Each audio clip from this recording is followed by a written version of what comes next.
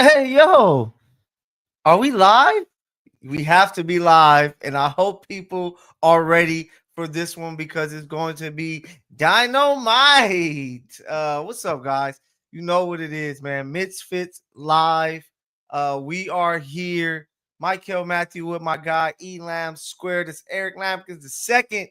It's gonna be a fun one tonight, so I hope y'all ready for it. Just watch two really solid Monday night football games. So we got a lot to talk about. What's up, E? Yo, forget what this guy is talking. You tune in to hear the tightest tag team tandem this side of the galaxy. You already know who it is. It's the Misfits. It's your guy Elam. You come and tune in so you can learn ball, which means you tune in to listen to these takes because these are some freezing cold takes. But we'll get to that in a second. Kels, what we got lined up for him today? No, man, week two. It's been some big time football games.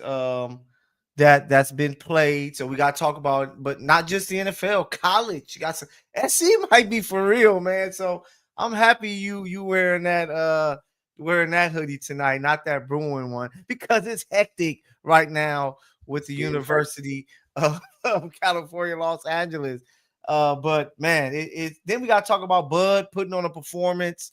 So we got some good stuff to talk about, but we're going to start with the NFL because we just watched the Los Angeles Chargers knock off the Rams 29. That defense looks tough. We might have you lose Khalil Mack, which hurts. It looks like he broke his arm. I don't know if you saw the picture. I was like, but hey, they might have a new superstar on defense, Dayon Henley. That man is a problem. Baby, you is a problem. But big nice win. Chargers 2-0. They took care of business, winning 2 divisional games. Like that's a great way to start the season. Elan, what's your thoughts on what you saw from the Chargers tonight?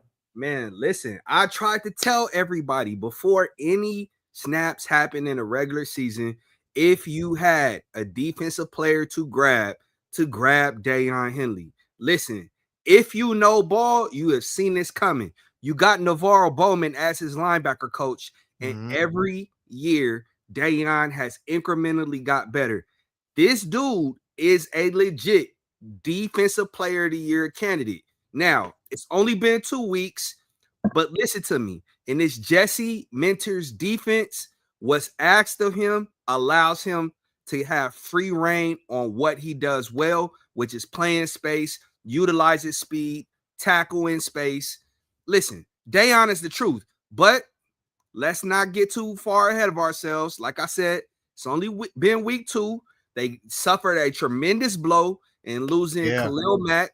So he'll probably be down for about a month, with a broken wrist, broken arm. We'll see what happens. We're hoping and praying for the best. But this Chargers D, if you paid attention last year, it was the number 1 scoring defense in the league. And they have picked up right where they left off. Yeah, and the defense did their thing. They got to figure it out a little bit on the running game, but Justin Herbert is slinging that ball around, man. And Keenan Allen is finding the end zone. Like he might be one of the ghost of Keenan Allen. Man, but he might be one of the biggest pickups so far when you look at the first 2 weeks because they don't even have to force it to lag. Like he's there making plays. Quentin Johnston is some good football, stretching the field, looking like he has a lot of confidence out there. Because if this was last year, that open touchdown would have been a drop. But this year, he catches it. He's feeling good about himself. Like I really like what they only scored 20 points. I wanted a little more, but I need to see more from Amarion Hampton and Najee Harris. But that offense is solid. They have a great September built team. You know what I'm saying? For them, it's crazy to me. You were just talking about before week 1, you were talking about who is Justin Herbert going to throw the ball to, and I was telling you, I said, it's surprising me. I said it was going to be Lad McConkey.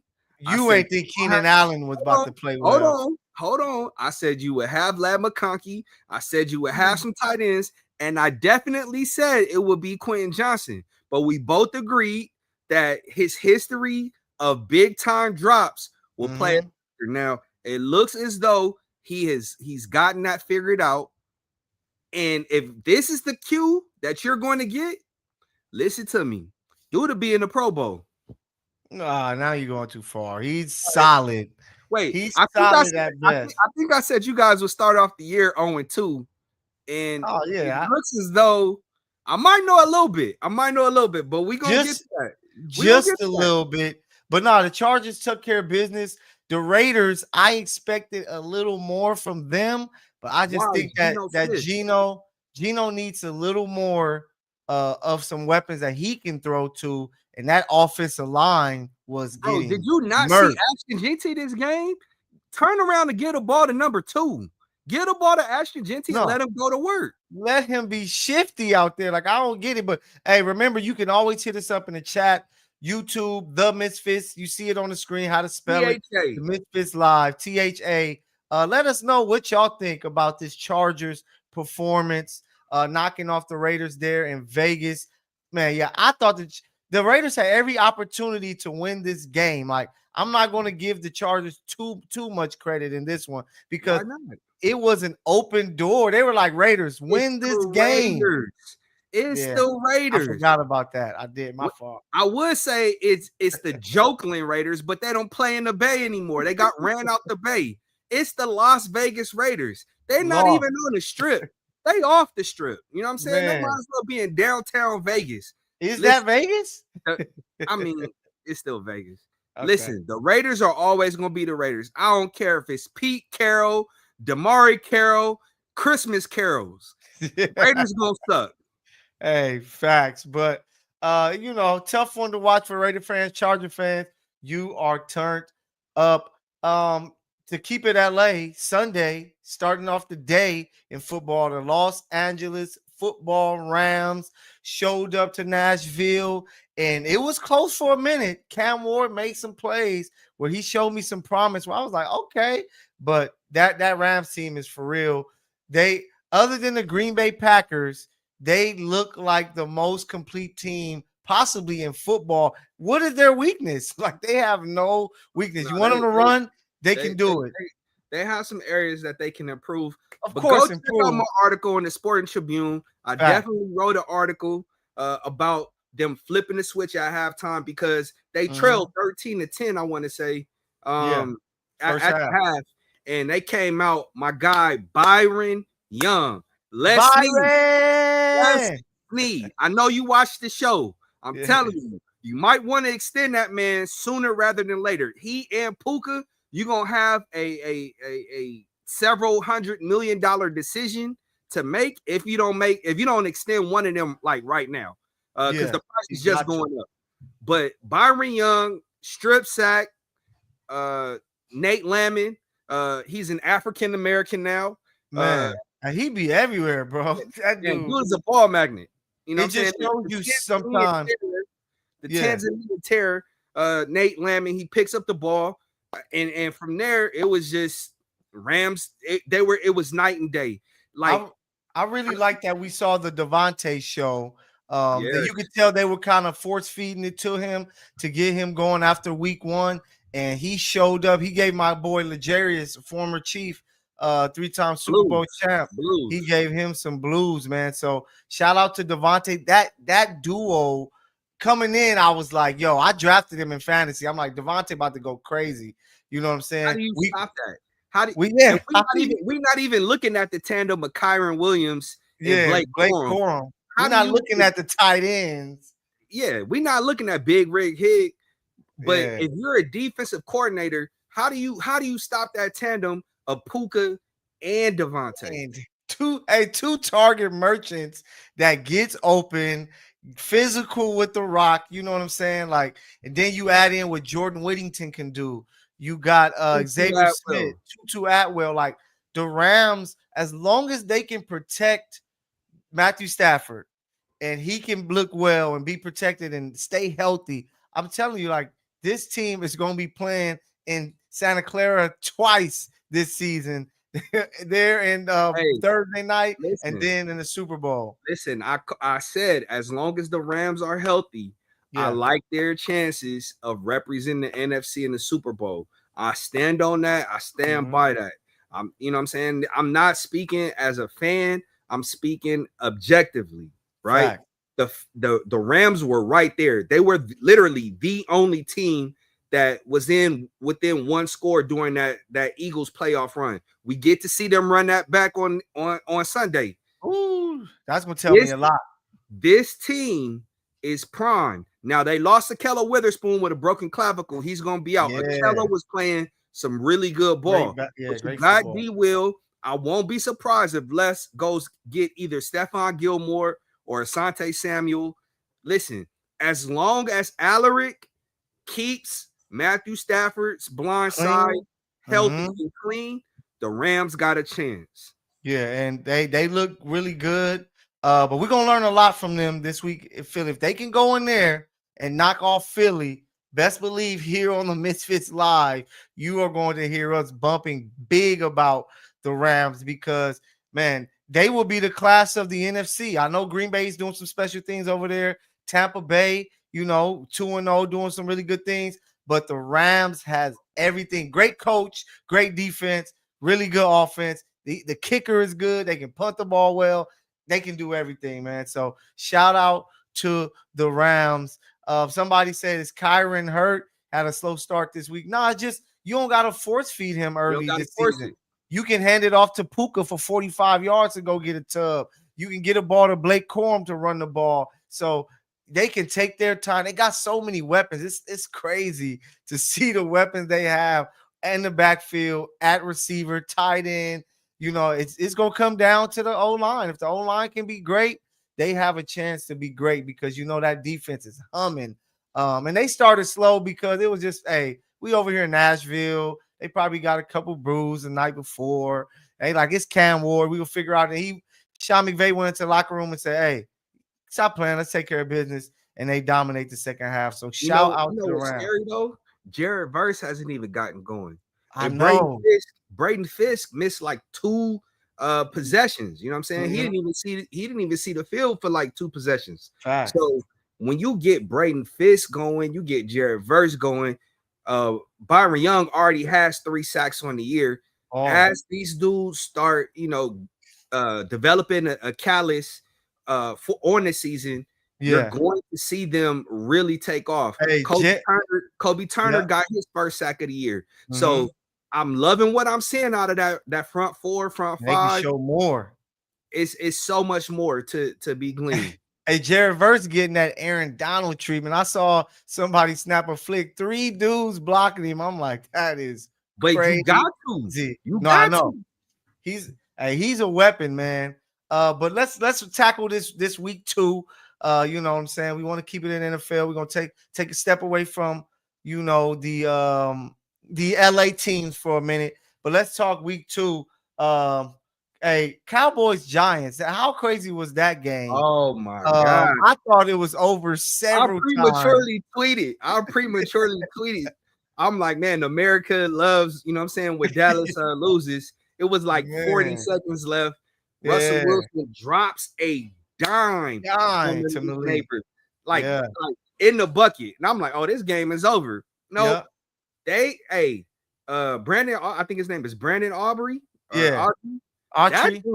That dude is a weapon. Hey, man.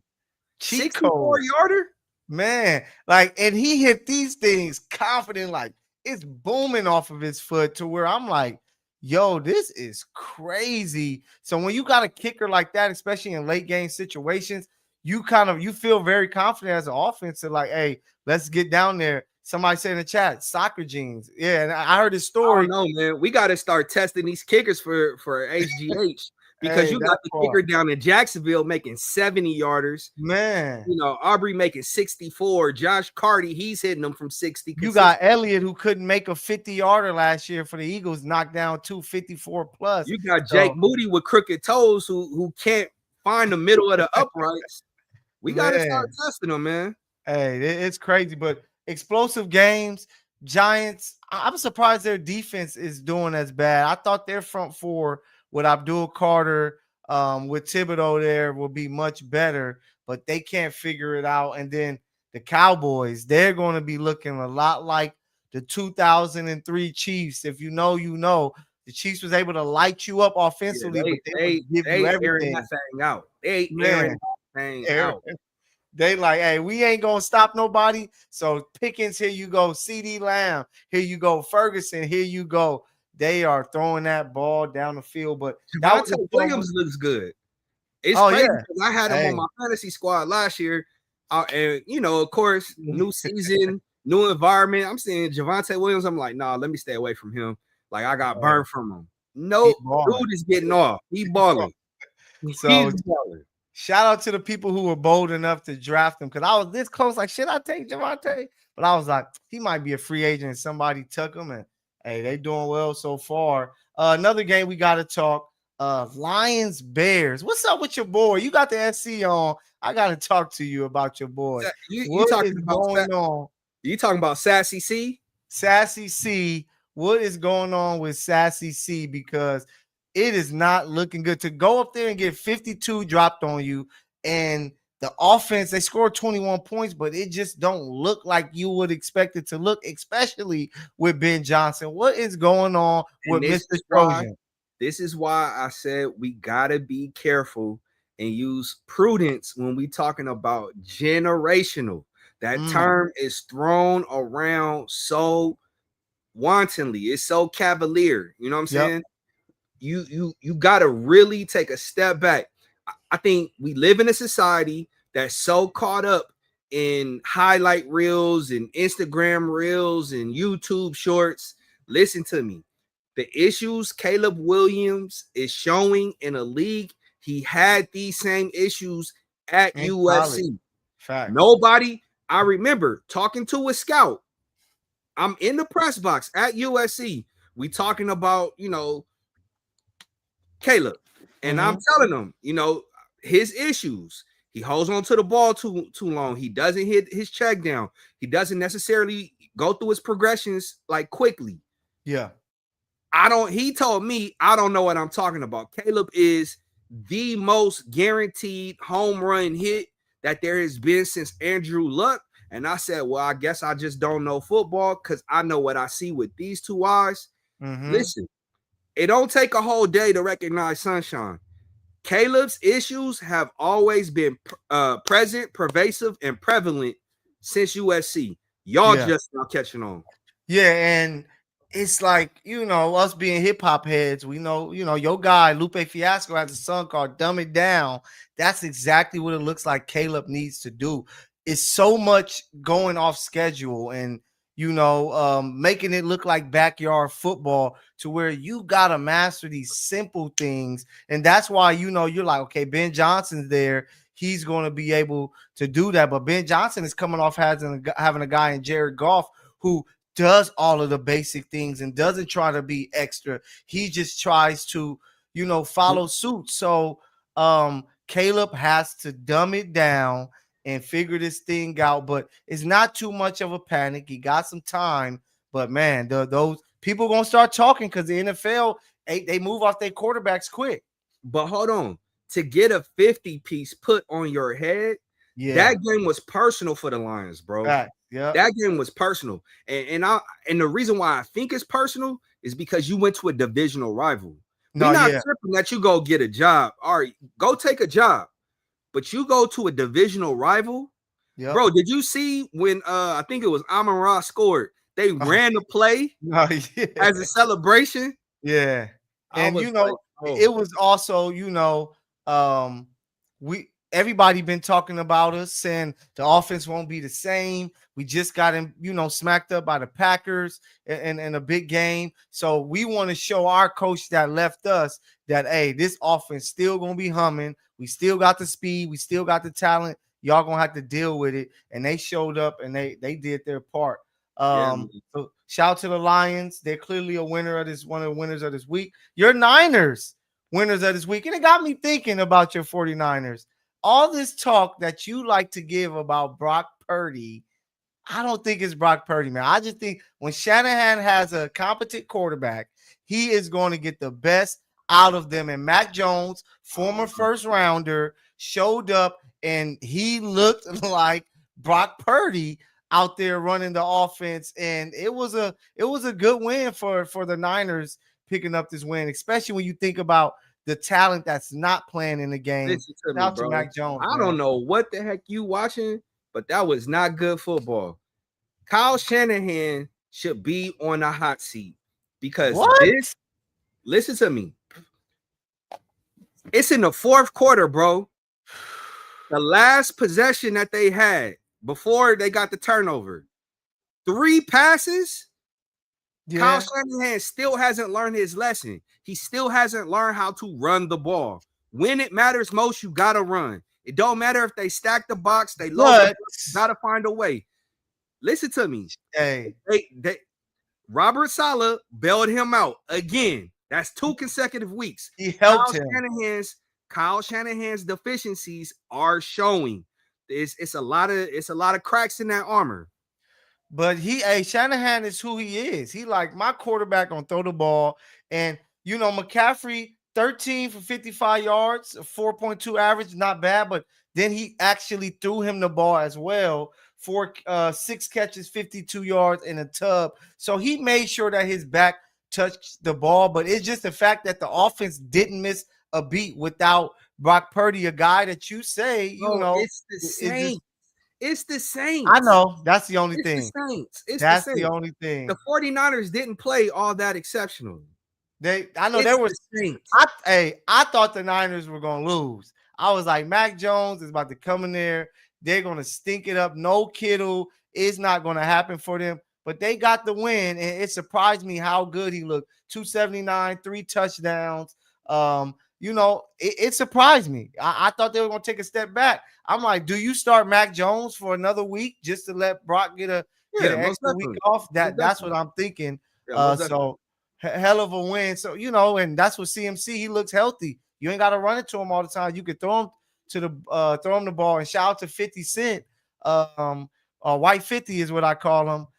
He made some catches. Oh, you talking about Ricky P? Yeah, Ricky P. White Fifth, he made some plays out there. Then Jawan Jennings doing his thing. Got Kendrick Bourne back.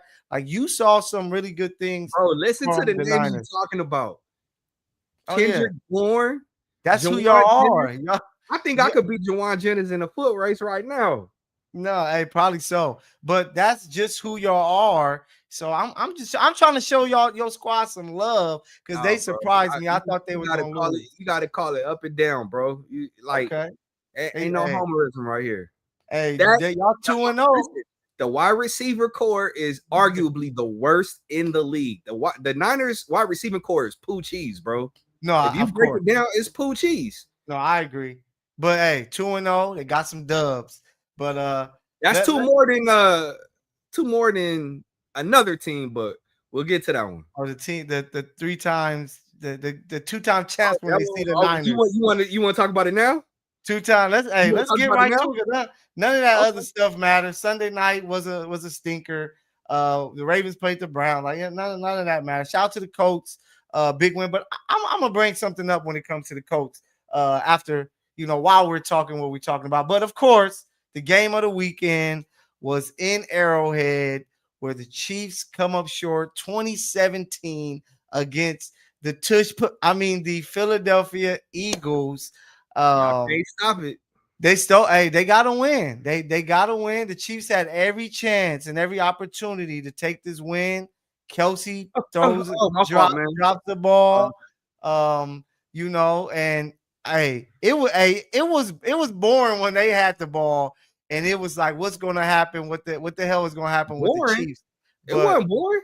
Yeah, when your quarterback throw 100 yards, that's boring football. No, it's not. I love it. It's smash mouth. Control the line of scrimmage. We're going to win in the trenches. We're going to beat y'all up. Saquon only had 80 yards rushing. Like, don't matter. It was one of those. It's ugly. Rare game. It was ugly. It's grimy. Listen, they play football. The Eagles play football like they live in the Jordan projects, man. You know what I'm saying? It's real gutted. It's real Philadelphia. They live in Philly. That's what they play like they live in Philadelphia. Hey, if I were an Eagle fan, I'd take it. It's not going to, light up Twitter or anything like that. It's not going to go viral. Yeah. But Jalen Hurts does just enough to keep the chains moving. Saquon Barkley did just enough to get in the end zone. They did just enough. Yeah. That And team. your team didn't Oh, of do course. anything. My team lost the game. Like I walked away. I'm gonna be honest. I walked away from this game. I'm like, I see how good the Chargers are. They escaped with a win. Everybody say the Eagles are still the best team. They barely won, and the Chiefs are missing two of their two best offensive players. So And Travis Kelce's not your. now I your think best that Rashee Rice and Xavier Worthy will be more important this Gotcha. season. I think Gotcha. Rashee was on pace to have 92 catches last season. He's going to take a lot of those intermediate stuff that Kelce did. You saw his rookie year when he won the Super Bowl. He's not taking nothing intermediate. He get blown up. He's taking drags, Oh bro. no, he's going to be killing people in that little mid to short area because he's a yak guy, and that's what the Chiefs are missing right now. And then Worthy is the guy that can take off the top. You can do gadget stuff with. He can play. You know, last year he showed a lot, but the Chiefs clearly got to get some things fixed to get this shit right. Am I in with my panic mode? I'm probably at 4 because it's only 2 games in. They got 15 more left. I just watched the Chargers and Raiders play. I'm not too blown away by neither team. The Broncos should be 0-2, so I'm not really, blown away by them. So I'm like, hey, just win the division, get a home game, and then you can figure it all out. But you failed to realize, bro. You failed to realize injuries are a huge part of the game. Oh, of course. And you can't account for them. You gotta win the ones early because later on in the season, those are the games that you desperately look back upon and saying, oh man, had we beaten the Eagles, oh man, had we beaten the Chargers, we'd be here. Listen, y'all dropped 2. Y'all lost a divisional game. That's huge. The Chargers are up 2 on y'all. You know what I'm saying?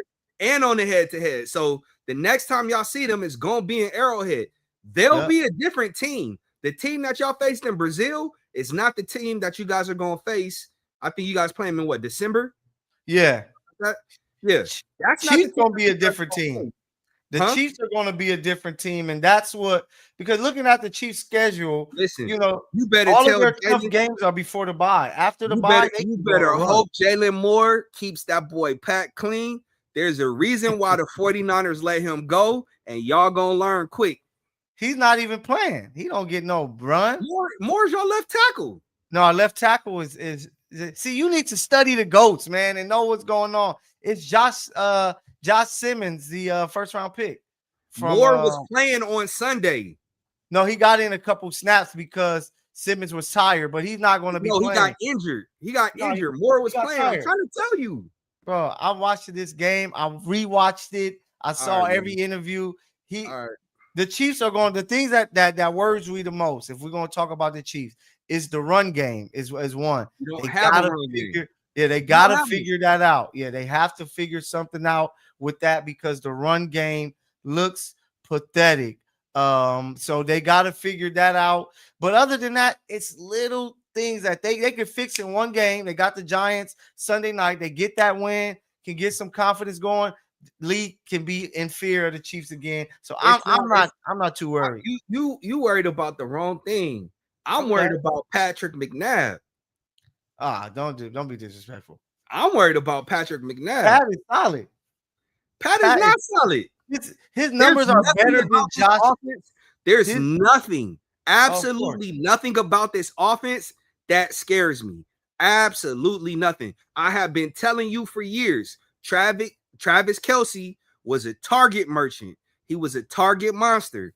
Now that he's washed, whatever voodoo Taylor Swift put on him, it has worked. You know what I'm saying? He catch one ball, we having a different story. He's Patrick Ewing in Space Jam when the Monster zapped his powers. Listen, he's about a gallon low, if you know what I'm talking about. Hey, but tell me, who are the two best passing threats for the Chiefs? Andy Reid. No. Who are the two best passing threats? Nah, it's Rasheed. It's Xavier and Rasheed. Yeah, so I can't judge them until those guys play. So we're gonna see more Sunday night. Chiefs Giants is gonna be a big one. Um, man, it's gonna be some good football. So I can't wait to see it. I guess check us out. Make sure y'all follow us on the socials. The Misfits Live. We're gonna drop our personal picks of the week. Check it out. Tell me who y'all believe in more because I'm gonna have to go back and rewatch the tape. I think I might have got Elam with some of my things. And make sure that you know that you guys tap in with the chat. Let us know how you feeling. We got people on there talking about Chiefs ain't figuring out anything this year to see the haters gonna exist. Read more mobile than half your receivers. Hey, Tyquan Thornton has showed me something as a deep threat that once Rasheed and Xavier come, that he's gonna be a weapon that teams have to respect. I like it. Come on, man. You talking about the reincarnation of Todd Pinkston, bro. Like let's Todd was nice bro, though. Todd was let's nice. not do this. Let's Well, not here do this. let's go back to LA, but we're gonna jump gears from the pros, where a lot of things are happening, but a lot of things are happening in the land of college football, especially here in LA.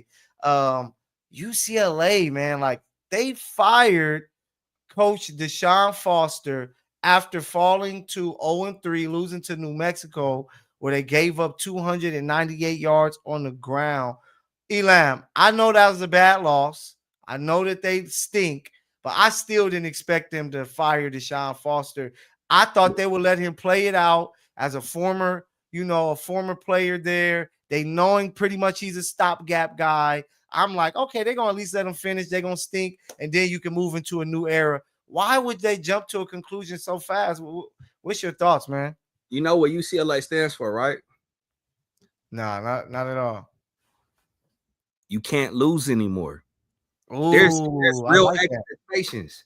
But the wrong black man got fired. It should be Martin Jarmon, because Martin Jarmon, when he had the opportunity of coming off Chip Kelly and actually going to go get a coach that will put UCLA in a position to thrive, he opted not to. Chip Kelly leaves 3 weeks later after National Signing Day, and now you stuck with nothing. You get what you pay for. You get what you deserve. So I think DeShaun Foster got the short end of the stick. He never had the resources. UCLA's NIL is a joke. Yep. And I'm saying this as an alum. That's where I went to undergrad. As an alum, I know UCLA is a joke. But now they're in a position to probably entice. Martin Jarmon has to replenish the coffers, get alumni, support to where people want to, support the program. But bro, nobody's coming to the Rose Bowl at all. There is not a product. There isn't anything that any Bruin fan wants to see. Yeah, it looks really bad. Like just watching it. And you can't put the full onus, just like you're saying, on Coach Foster. What resources does he have? Like even Bill Belichick looks bad. You know what I'm saying? Week 1, they get smacked up. He just don't have the resources. His team plays a team that's more beatable. You're like, oh, Bill Belichick still has it. It comes down to players. I say this in every sport. It comes down to players. I don't care who's coaching. Me and you I can coach offense. You can coach defense. You give us one of these top teams in the country, we're going to be winning football games because the players are who win it. When you don't have the players out there, when you got a bunch of Ben Paps out there playing at receiver and corner, you have no chance of winning any type of football games. And that's what he was given. And that's why my thought process was that they're just going to let this ride out while they're in the back, behind the scenes, figuring out who's next, what they want us to have in line and things like that. Because man, it looks even worse firing him now because it's like, now what? Who's about to coach this team? What does this mean for the next group to where you at least could have had the story of, hey, DeShaun's trying to figure it out, the former guy. Let's see if he can steal a couple wins here and there while you're planning your new plan of attack. But man, to do him like this, how much love DeShaun has for that job It's and three for that names. school. It's three names UCLA has to target. One of Okay. these three. I'm talking Tony White, who Yep. is the defensive coordinator Florida down State. at FSU, right? Yep. He went to UCLA. Mm-hmm. Barry Odom, Purdue's head coach. Even Okay. though they just got smacked up by USC, their defense is legit. And I think Yeah. with a bigger program, a bigger cachet, he'd be able to do something. And the guy who I thought should have been UCLA's coach when they hired Chip Kelly and PJ Fleck. Go row the boats. You know what I'm saying? Minnesota's head coach. Those are the three names. Anything else, like if it's What if I throw out a wild card? What if I throw out a What? wild card? What if I say John Gruden? John Gruden don't want to coach college. Hey, he might want to get after what the NFL did to him and did him wrong. They can throw the right bag, come live in LA, coach at the Rose Bowl. We look at Belichick. He moved over to college. Why not you try to do the same thing? And he gives them a big name, and he gives them somebody with pedigree. When the Chucky show up on campus, it's going to give a different vibe, and maybe he could show up with a Super Bowl ring to entice some of these recruits and junior college kids to come over and transfer. So John Gruden might be a name to look out for. Okay, I'll give you a wild card if you want to call wild cards. Let's do it. My hot dog has a first name. It's OSCAR. My hot dog has a last name. It's MYER. Urban Meyer. If UCLA is gonna pull a wild card, go holler at Urban Meyer. But does he want to leave TV again after going to Urban Meyer is NFL a coach. Coming back? Urban Meyer is a coach through and through. Okay. Urban Meyer is a coach. But again, I don't have to make this decision. This is all on Martin Jarmon. This is his pick. I know Urban Meyer is going to turn a lot of people off. But if UCLA wants to show its fan base, its alumni, its their boosters that they are serious about football, you gotta be in today's landscape, you gotta be good in one or the other. Yeah. Basketball or football, right? Yeah. Football you gotta make more money. Football makes more money to where you can replenish all of your athletic department. Mick Cronin, the UCLA basketball coach, has complained for years. UCLA's NIL is not enough to compete nationally. So Mick I think he's a phenomenal coach. He's doing what he's doing literally with nothing. Yeah, with nothing. Yeah. If UCLA wants to make a splash, it's one of those five names. Yeah. So they're gonna have to do something because, and this is the perfect time. USC, as of right now, they're not like on this crazy run to where nobody's like fully invested into UCLA. If UCLA make the right move and can just have season one can be productive for that new coach, they can have a certain type of buzz because USC isn't crazy. So they got to make sure this is their best hire in football in years to get this right. They have to, decade, if not ever. Man, because if you get this one wrong and it's another dud, you about to have people just say, man, we're not even showing up for football no more. It's to the point to where I'm saying UCLA doesn't even need to compete in football. Yeah, They don't even need to have a program. Give Long Beach State the football team. We'll take it over there. Nobody care about Long Beach State. Go Niners, baby. Y'all gonna be playing that Long Beach Wilson. The beach. Now we're gonna be playing that Veteran Stadium, baby. Long Beach City College. But hey, UCLA might as well play there how they putting out talent and performance. So they better off playing that Dorsey, man. They better off playing that Jesse Robinson. Maybe that'll give them some. They can go play at Jesse Owens, better yet. But it's looking tough. People aren't a fan of your just letting you know they aren't a fan of that Urban Meyer's pick. But I think John Gruden will be a solid little look to have there. But coming off of a solid week, USC, man, they sit at 3-0. They were chilling because of the delay, kicking back. their feet up. First Big Ten game of the year, and they show up and they play well. That offense is looking. I know they ain't really played nobody. You're gonna learn more about them in coming weeks, but speed is speed. Like speed is speed, and that talent at wide receiver, yeah, that's talent at wide receiver is undeniable. And you have those things. If your quarterback can be a 7.5 out of 10, 8 out of 10, it gives you an opportunity in each game. And those weapons are doing their thing, man. Like, I know you got to be blown away because Jacoby is balling, Mykell is balling, the backfield is balling. Like, and then McCree, the tight end, is doing great things. Like, their offense is stacked, man. And I think it's going to give them an opportunity to be in most of these games compared to what they had last season. In the words of what's my guy from college football? Lee Corso. In the words of Lee Corso, not so fast. Listen, they haven't played anybody. Now, granted, they have looked, I would say, formidable. I'm not gonna say all world. They've looked formidable. Top 25 berth in the AP poll. Yeah, you know, I know a lot of Trojan fans were complaining and clamoring for them to, you know, get some semblance of respect. Now you have it. You're on the radar of all the voters. Now, what are you going to do with it? Jaden Mayava has to start going through his progressions. He has to start throwing with anticipation and timing.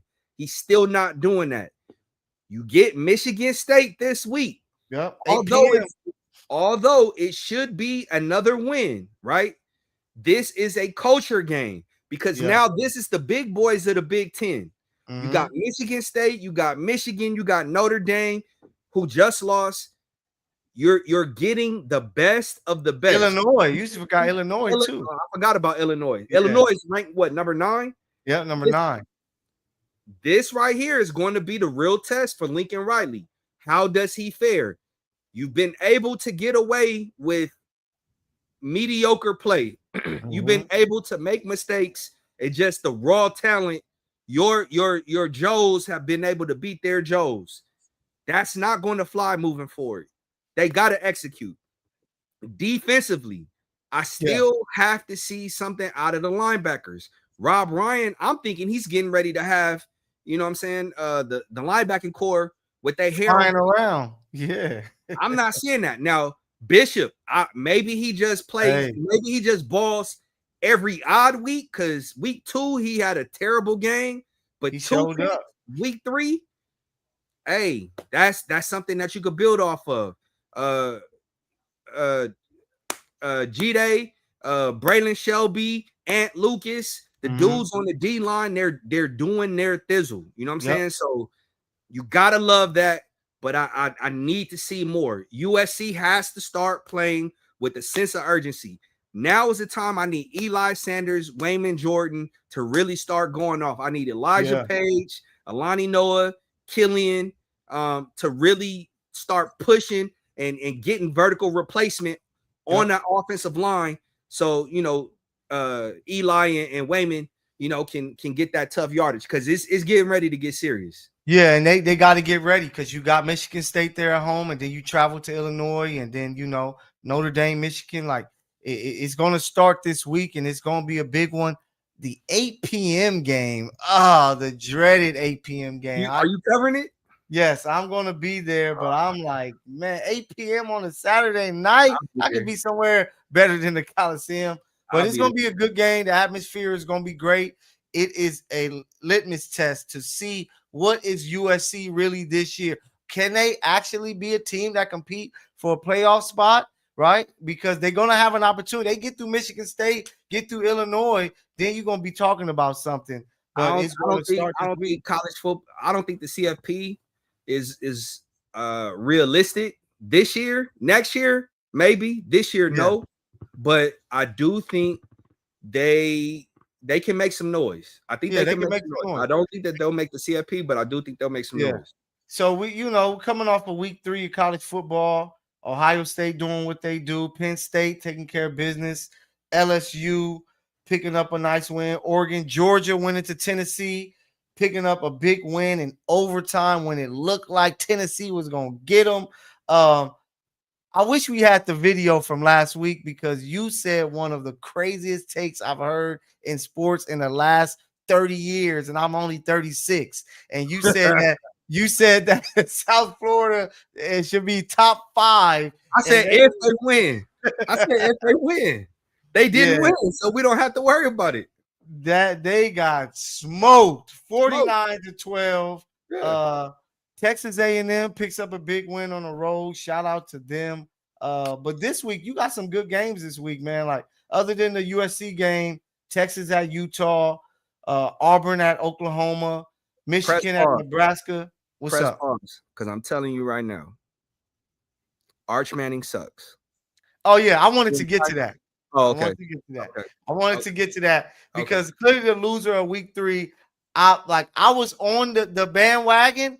Man, I done jumped off while it was still rolling, and it was barely rolling because Arch Manning stunk it up.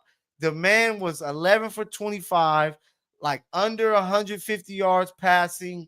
We might have to put him in that conversation we used to have about Lamar. Is he a running back? 9 carries, 52 yards, 2 tubs.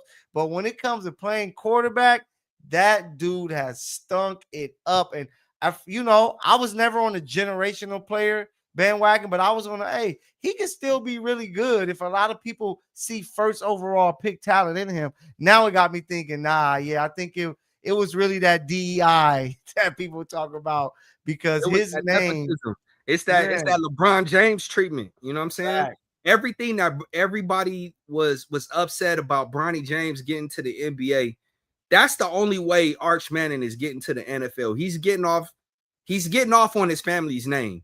The dude is not good at all. At all. I could throw better with my left hand in the dark, drunk with my foot than what Arch Manning is able to throw sober. You know what I'm saying? Playing behind this offensive line. And the crazy thing is, Texas is loaded. Loaded. If they had better quarterback play, they'd be a legit title contender. If I'm Steve Sarkisian, I have to consider benching Arch Manning. That's how terrible he is. I have no idea. But guess what? He's better than Arch Manning. Yeah.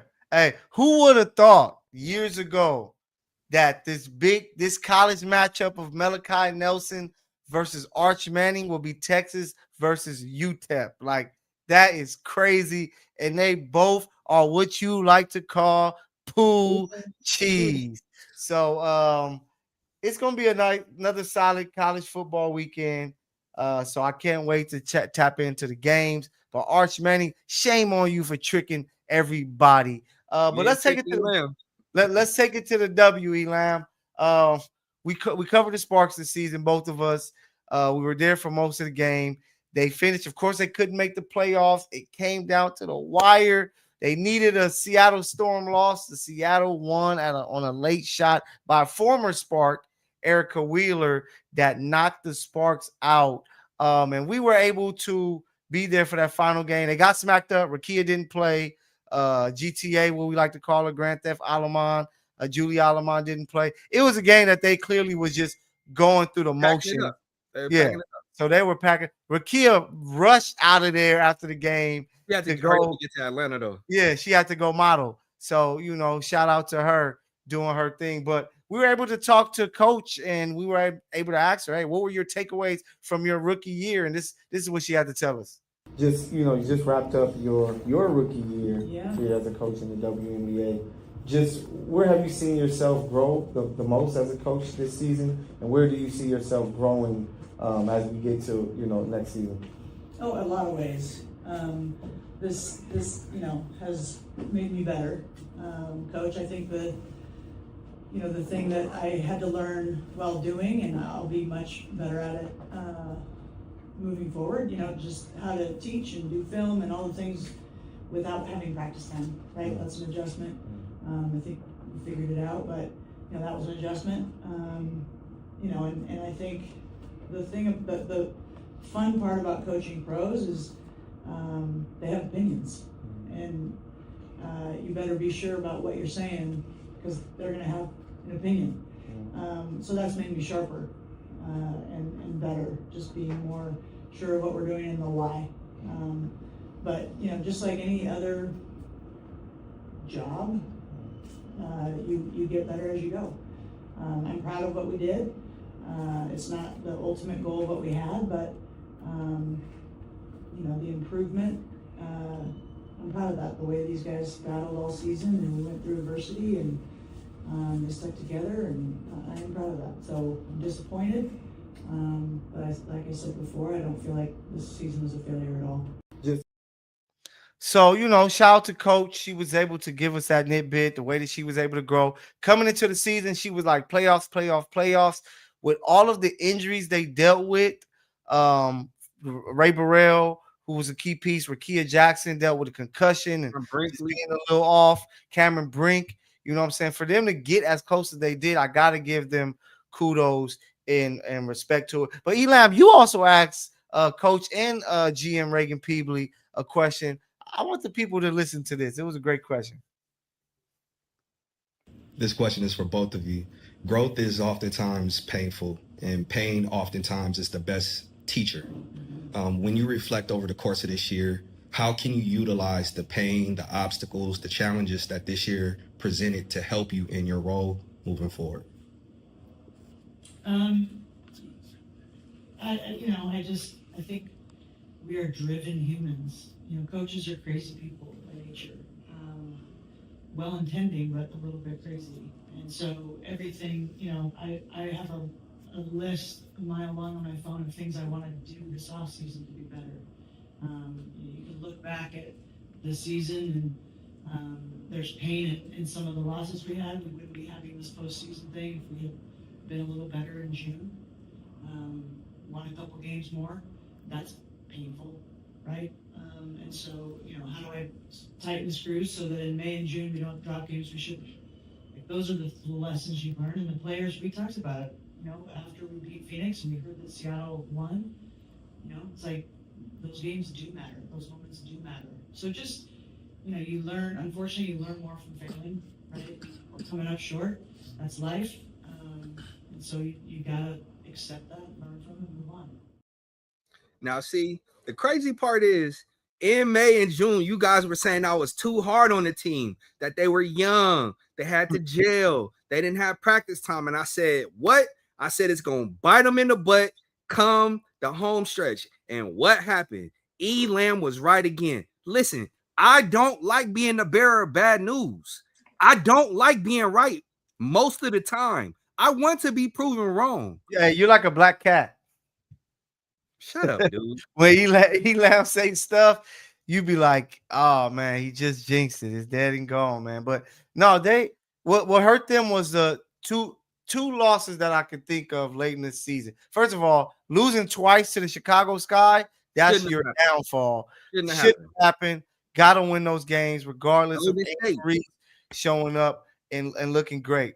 The late season loss at Washington, after they end up smacking them. They smacked them the game before at home, and they smacked them after at home.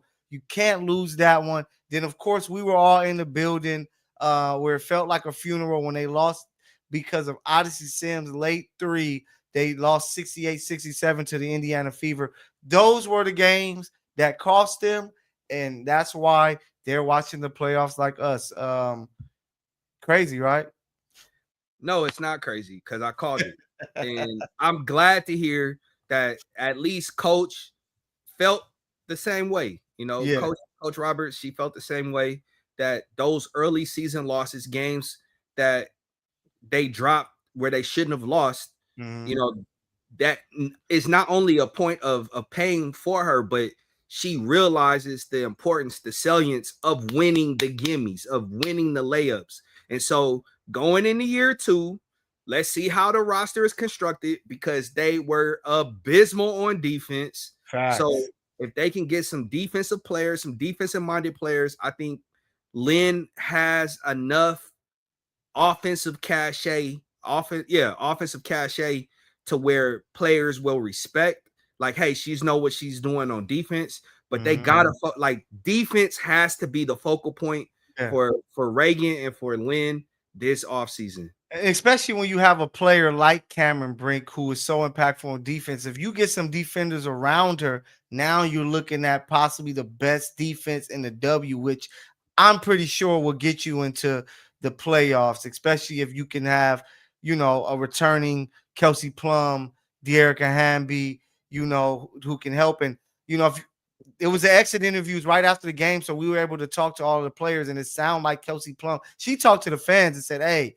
I want to be back here. Let's make it happen." She's from, California, so it makes sense. So if they can go add defense next to Rakia, KP, De'Erica, Ray, Sarah Ashley Barker, Cam, like I think they can be really dope. But my favorite part of what I heard from this entire presser, all the players, coaches, it was from GM Reagan Peebley, because we've been saying it for years. It's infrastructure that you need. For the teams that are successful in the W, they got what they need on the court and off the court. And most of the teams that win has their own practice facility. And I was able to ask Coach, is there a possibility that the Sparks can have their own practice facility? This is what she had to tell me. Reagan, she talked about the importance of pretty much having their own space this year. Yeah. Not their own facility, but just a place that they can kind of have that freedom and get in the work that they need to. How important does this organization see that as something that's for the team, and is there something like being discussed or being done to possibly acquire the team's own practice facility? Yes. Well, when the season ended last year, being able to spend time and really, it started before the end of the season, of just building trust with the players that they'll give you honest feedback, and what are the macro level things that need to be better for them to be their best self, and what are the micro. And she referenced some of the micro things, but also getting into JR 286 this year, when they were a great partner for us. Many of you have been there this year. There's a lot of places in this league, people in this league, that I think would love to have that as their practice facility, with the recovery and the nutrition, all of that. But there's big, huge news coming imminently for you all. And, so just keep been patient, but just stay a tiny bit more patient. It's a moment that deserves its own moment. Yeah. And so we want to make sure we do it right. So Yeah. I understand the question, but I'm excited for that day and all the fun questions that will come from that. Hey, so Elam, it sounds like we may be getting close to a practice facility for the Los Angeles Sparks. I've heard that for 2 years now. An announcement was imminent that they were close. I loved how who pressed Reagan was like, "Oh, well, how soon are you going to announce it?" And they were like, "Soon." Well, how soon? Soon. Very soon. It's like, all right. So it's much ado about nothing. I'm a believer when I see it. Like I said, there's a ready-made facility right there in Culver City. The old Honey facility the Clippers used to practice in. I'll put $5 on it, and just give an opportunity to go in there and lift some weights. I'll up you with 10. But shout out to the Sparks. They had a solid season. They just missed the mark, but next season is going to be much better. That's not solid to me. That's got different levels of solid. That's not solid. Yeah, but I didn't expect them to be like great or anything. I was just like, if they can make the playoffs, that's big, especially with Cam missing so much of the season. But they were 1 game out, so tough break. 2 games, so tough break. So WNBA playoffs are going to start Sunday. If you haven't tapped in, Tuesday they are back with the Dream Fever. Atlanta's up in that series, best out of 3. Aces travel to Seattle. The Storm. Going to be some very good basketball. If you haven't watched the W yet, this is the perfect time to watch. If you have to pick a champion, who do you have as your champion if you can pick right now? Listen, it's kind of hard to go against Asia Wilson. Debo, as you call her. Debo. Chelsea Gray, Jackie Young, Becky Hammond. Jewel Lloyd. Oh. But guess what? I'm going to do exactly that. I'm going Minnesota. The Lynx are the best team in the league. They play the best defense. What wins championships? Defense. They got an MVP candidate, Nafisa Collier. If you don't know who she is, you getting ready to tune in, tap in, and learn about her because she's the real deal. Hey, I'm going with Debo, the hottest team in the W. They ain't lost in a long time. They figured it out. Asia's on a tear. It's going to be the Las Vegas Aces, Lynx in the finals. Vegas going to get another one. Shout out to Bam, Bam, Bam. But before we get out of here, final thing, we got to talk about the biggest thing of Saturday. My guy, Bud, put them hands on Canelo Alvarez to become the super middleweight champion, undisputed. And it was a performance that surprised a lot of people because they thought maybe Canelo might have the size advantage and overpower him, but it just didn't happen. So it got a lot of people thinking, Elam, and I'm like, me and my guy Elam, we watched the fight together. You know what I'm saying? We saw it live and we saw the performance Bud put together. So when it comes to Bud, is Bud better than Floyd Mayweather? That is a great question. I was not anticipating that. I'm not Okay. prepared for that. I will say it's a push, but for very different reasons. Okay. I think Floyd is a better defender and Floyd is a better counterpuncher. I think in real time, Bud's ability to attack is more varied than Floyd's. Bud, he'll get in the pocket, mix with you, and still his defense is still pristine, right? Yeah. Both have the ability to deconstruct your game plan in real time and figure out what it is that you're trying to do and say, okay, this is what I need to do. Bud's ability to punch, I think that is where I would give him the advantage over Floyd. Floyd is not knocking anybody out. He's a technician. He's a tactician. I'm just going to box you, boom, boom, boom, get these points. You're not going to hit me. I'm out of here. You know what I'm saying? Yeah. So is Bud pick one. I am, bro. Is Bud a better boxer? Boxer. That's the operative word. Is Bud a better boxer than Floyd? I got to say no. I think Floyd's ability to not get hit is what separates him. Hey, and I'm letting you know, huge Mayweather fan since Pretty Boy Floyd, when he was fighting Diego Corrales, Luis Castillo, Chop Chop Charlie, all that, like tapped all the way in.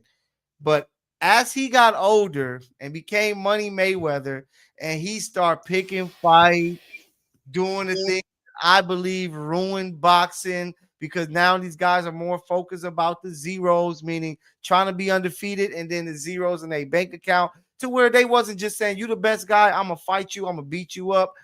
That's why I'm going to give the slight advantage to Bud, because Bud is like, yo, y'all wanted me to go after Canelo.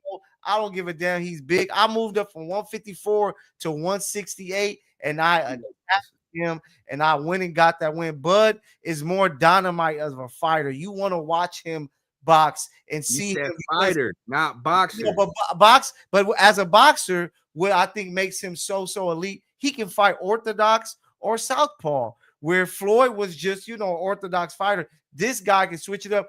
I was thinking, okay, eventually we're going to see him go orthodox versus Canelo. He said, I'm going to stay southpaw on this. I done seen fights where it's like round by round he switched. Hell, I done seen fights where in rounds, Bud switched from southpaw to orthodox. And that right there is so elite. And the fact that he is willing to fight who you tell him to fight pretty much, I'm going to go with Bud with a slight advantage. Florida, if I see you at Crypto, just know it's all love. You my guy. I'm gonna hit you with this one again. But that 42-0, with how he did it, man, and that impressive win, like Floyd beat a young Canelo.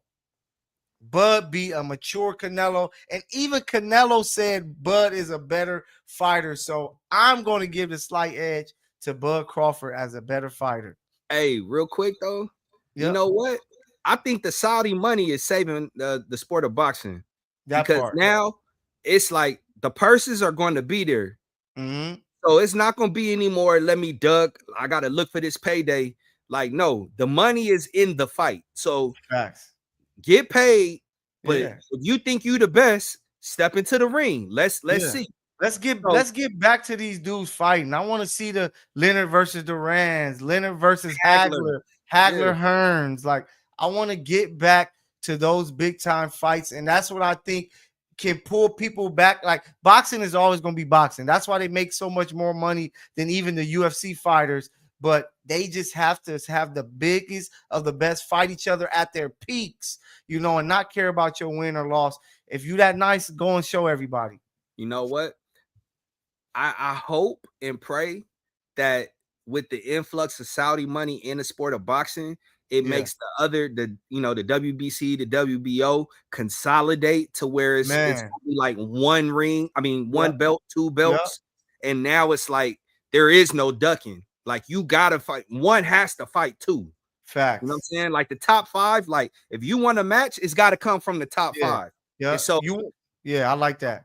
Yeah, like that right there, I think is really it will revive the sport of boxing if people actually fought one another. But I think this fight in particular, Bud versus Canelo, is a step in the right direction. As you aforementioned, Bud went up to weight classes. He didn't duck Canelo. Everybody was saying, we want to see you fight Canelo. He said, all right, bet. And the crazy thing was, it was no catch weight. He didn't have any provisions in the contract. He took the B corner. He got the lesser payday. He did it strictly for legacy. And that right there, I got to take my hat off to. But if we're talking just boxing, just all out boxing, I still got to go with Floyd. Okay. So shout out to Floyd, the legend, 50-0. Even though one of them wins is versus Conor McGregor. Rest in peace, Ricky Hatton, a guy that we saw Floyd fight. He passed away. I think he was 46 years old. So rest in peace to the great Ricky Hatton. But yeah, man, I can't wait. Hopefully we see some bigger and better boxing matches as we get here closer to 2026. Because boxing is the sport, man. I love boxing to death, and I just want to see the best do it. But hey, we thank you guys who stayed up and locked in with us as we broke down Monday night football games, Sunday games, college football. We talked some Sparks, WNBA, and boxing. We give you everything on this show. So I know you guys enjoy. So we appreciate you guys, because we can't do it without you. Remember, you can always hit us up in the chat. The Misfits Live on YouTube. Go watch it there. Boom, you can click in, tell E that he's wrong, tell me why I'm so right, and we would love to see it, baby. But the Chiefs on the comeback this week. I hope y'all ready for it. Elam, get us up out of here, man. Well, you know who it is. It's the Black Cat, the prophet of the show. Bad News Lamb, whenever you see me. But we are the Misfits. That's Mykell the PG. You could catch him everywhere on social media. Mykell the PG. I'm your guy, Elam, the infamous one of the bunch. You can find me, Eric Lambkins II, on all social media, Elam Squared. Until next week, y'all stay safe. We need each other. Let's talk to one another. Let's love one another. Peace. Peace.